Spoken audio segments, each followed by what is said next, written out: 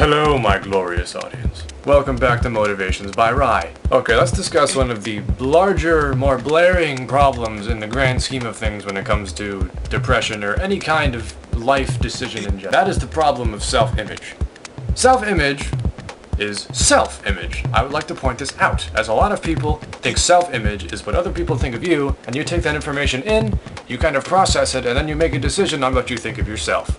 That is not the case. Self-image is self, this thing, me, this person, what I think of me, not what they think of me, not what those idiots over in my room think of me, what I think of me. First of all, whoever you are behind that camera, I have no idea who you are. You can be anybody. You can be a mental patient. You can be some average person, or you can be some crazy person. I have no idea who you are behind that camera. Until further notice, I'm going to call you a normal person who I should immediately assume is beautiful. This video is not about what I'm going to think of you. I could say you're beautiful a million times, but it's your decision to take that information in and say that you're beautiful. It is not my decision. I cannot force beauty upon you. You must accept it in yourself. So let's talk about this in more detail. If the outside world is good at one thing, it is amazing at looking at you and saying you're not good enough, isn't it? How many people have told you you're not good enough, that you're not a beautiful person? You betray the law! And whatever else. All the put-downs in the world have been said to you, I can imagine, because they've been said to all of us. Where put-downs come from is other people failing at something, and then not wanting anybody else to succeed because they failed at that something.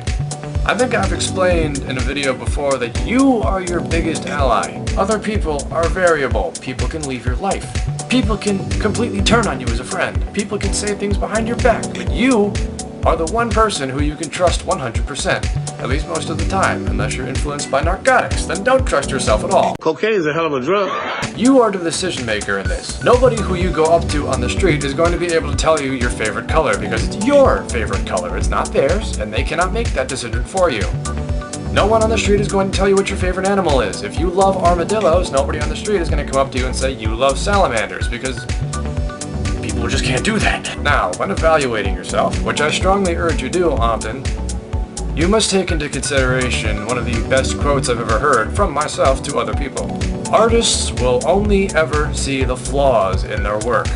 Artists only ever see anything they do wrong in any painting they paint. I've seen magnificent painters and magnificent drawers and people who have just created breathtaking things. And they look at their work and they're like, oh, I didn't get his eyes right, or oh, his mouth looks weird, or his fingers look like...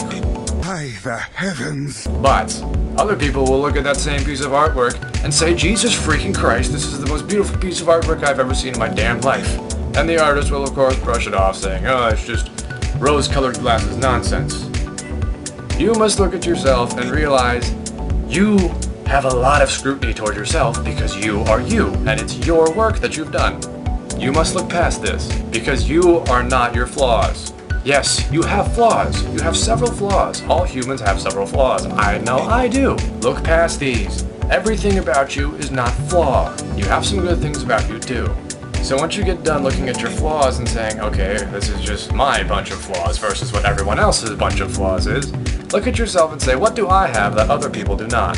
Do other people not have my dashing good looks, or boyish charm, girlish charm? Other people can't dance like I can. They can't dance like I can. Observe your traits, and you will eventually create a self-image for yourself. It is not a fast process. When you look in the mirror in the morning, and you look at yourself looking back at you, and you see the garbled mess that you wake up with after you've smeared your face on the pillow all night, and your hair has been all jumbled up by that goblin that visits you in your sleep and messes up your hair, and your clothes are in disarray, and you might have drooled on the pillow a little bit. When you look in the mirror in the morning, do not evaluate yourself. That is not when you are you. That is when your subconscious has taken over and decided to smear your face all over the pillow. That is not who you are as a sum total of being. Evaluate yourself when you have perked yourself up, when you've done your face a little bit, when you've smacked yourself and woken yourself up. Look at yourself as a human who has flaws. Look at yourself as a human who does things that other humans do.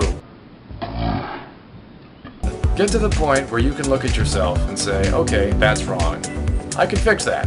Humans have been evolving for 200 million years, so I can imagine that whoever you are behind this camera is a pretty stellar human being, because statistics say you should be. You are not the sum total of your flaws. You are the sum total of everything that you are. You have multiple pieces. You are not a singular form. This is not divergent. You are not defined by a singular trait. You are a human being with many, many parts. So respect yourself as a human being with many, many parts. Thank you, glorious viewer, for watching Motivations by Rai. I hope you stay as beautiful and dashing as you always do, and I will see you in future videos. See you later.